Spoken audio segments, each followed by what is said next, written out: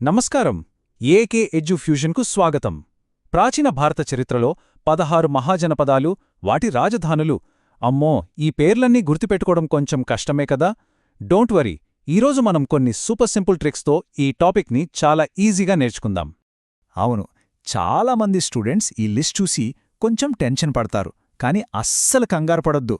ఈరోజు మనం ఈ పేర్లను బట్టి పట్టకుండా మంచి కథల్లా మార్చేసి ఎప్పటికీ గుర్తుండిపోయేలా ఎలా చెయ్యాలో చూద్దాం. ఓకే, సెక్షన్ 1 ప్రాచీన భారతదేశపు మహారాజ్యాలు.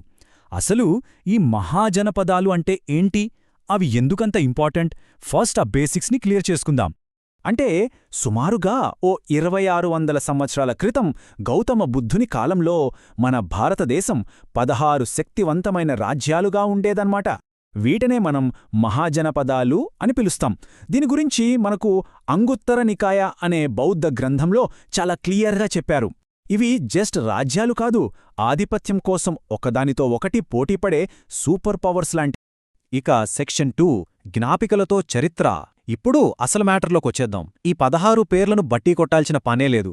మనం నిమోనిక్స్ అనే సరదా ట్రిక్స్, అంటే మెమరీ హుక్స్ ఉపయోగించి వీటిని మన మైండ్లో పర్మనెంట్గా ఫిక్స్ చేద్దాం. సరే, మొదటి గ్రూప్తో స్టార్ట్ చేద్దాం. చూడండి, అంగ. దీని రాజధాని చంప. దీన్ని అంగంలో చంపి అని గుర్తుపెట్టుకోండి. బాడీలోని ప్రతి పార్ట్కి చంపి మసాజ్ అనమాట. నెక్స్ట్ మగధ. ఇది అన్నిటికంటే పెద్ద రాజ్యం కదా, సో రాజు. మరి రాజెక్కడ ఉంటాడు? రాజగృహంలో. సింపుల్, మగధ రాజధాని రాజగృహ. మూడోది వజ్జి. ఇది మరీ easy. V for Vajji, V for Vaishali. ఇక చివరిది మల్ల. మల్లుడంటే రెజ్లర్. గెలిచినప్పుడు ఏం చేస్తాడు? ఖుషీతో నారా చేస్తాడు, సో ఖుషీనారా. చూసారా ఎంత ఫన్నీగా ఉందో? ఇప్పుడు మధ్య భారతదేశంలోని రాజ్యాలు చూద్దాం. ఫస్ట్ కాశీ, దాని రాజధాని వారణాసి. ఇది మనందరికీ తెలిసిన పుణ్యక్షేత్రం. నెక్స్ట్ కోసల, రాజధాని శ్రావస్తి. కుశలత అంటే స్కిల్స్ ఉన్నవాళ్లు ఒక బస్తీలో ఉంటారు, సో కోసల శ్రావస్తి. ఇప్పుడు వత్స, రాజధాని కౌశాంబి. ఒక తల్లి తన వత్స అంటే బిద్దతో మోసంబీ జ్యూస్ తాగు అంటున్నట్టు ఊహించుకోండి. చివరగా ఛేది, రాజధాని శక్తిమతి. దేనికైనా ఛేదం అంటే హోల్ చేయాలంటే ఏం కావాలి? చాలా శక్తి కావాలి. అంతే, ఛేది శక్తిమతి. రైట్. ఇప్పుడు ఉత్తర, పశ్చిమ రాజ్యాలు. ఇవి మనకు బాగా తెలిసిన కథలతో కనెక్ట్ అయి ఉంటాయి. ఫస్ట్ మహాభారతంలోని కురు వంశం. వాళ్ళ క్యాపిటల్ ఏంటి? ఇంద్రప్రస్థ. నెక్స్ట్ పాంచాల. పాంచ అంటే 5. అహి అంటే పాము. 5 పాములు పడగ విప్పినట్లు, అహిఛత్ర. తర్వాత శూరసేన. శూర సైన్యం ఎవరిది? మన శ్రీకృష్ణుడిది. ఆయనది మథుర. ఫైనల్గా మత్స్య. మత్స్యమంటే చేప. ఎలాంటి చేప?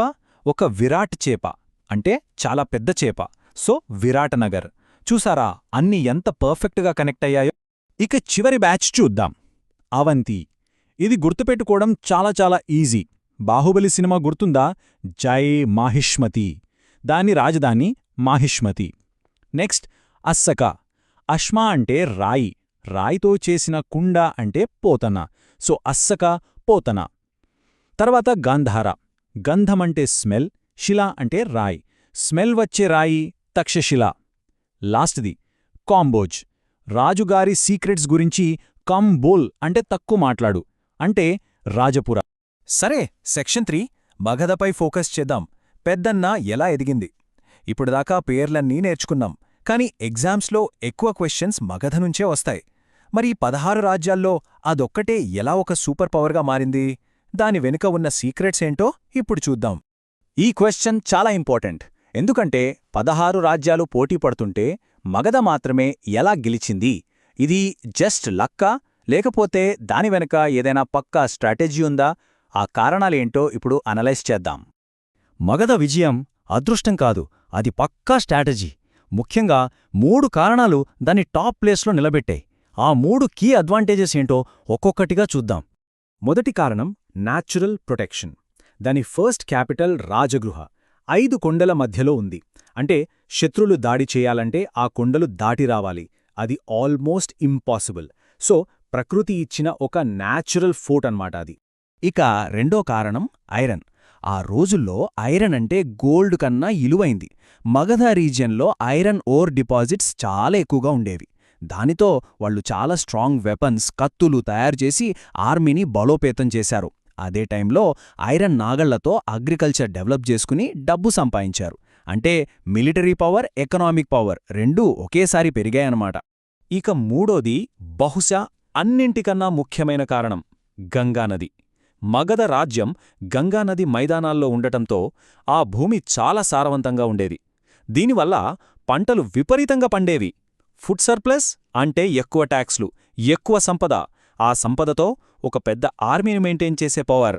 సో ఈ 3 ఫ్యాక్టర్స్ న్యాచురల్ ప్రొటెక్షన్, ఐరన్, సారవంతమైన భూమి ఈ 3 కలిసి మగధను అన్బీటబుల్గా మార్చాయి. రైట్.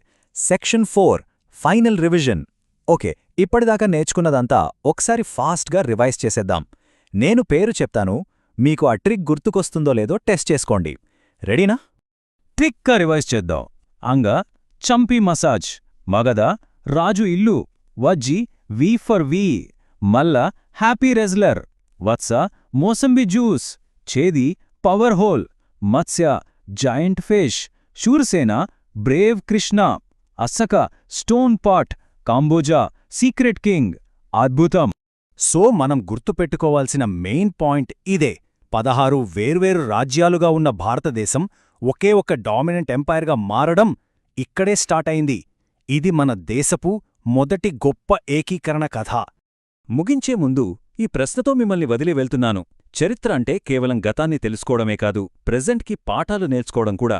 మగధ తన జాగ్రఫీని, న్యాచురల్ రిసోర్సెస్ని ఒక స్ట్రాటజీగా వాడుకుని గెలిచింది. దాని సక్సెస్ నుంచి ఈ రోజుల్లో మనం బిజినెస్లో గానీ, పొలిటిక్స్లో గానీ, మన పర్సనల్ లైఫ్లో గానీ స్ట్రాటజీ గురించి ఏం నేర్చుకోవచ్చు, మనకున్న రిసోర్సెస్ని మనం ఎలా వాడుకుంటున్నాం ఆలోచించండి. ఈ ఎక్స్ప్లెనేషన్ మీకు నచ్చిందని ఆశిస్తున్నాను. ఇలాంటి కాంప్లెక్స్ హిస్టరీ టాపిక్స్ని సింపుల్ ట్రిక్స్తో నేర్చుకోవడానికి మా ఏకే ఎడ్యుఫ్యూజన్ యూట్యూబ్ ఛానల్కి ఇప్పుడే సబ్స్క్రైబ్ చేసుకోండి. మీ ఎగ్జామ్స్కి all the best. Thank you.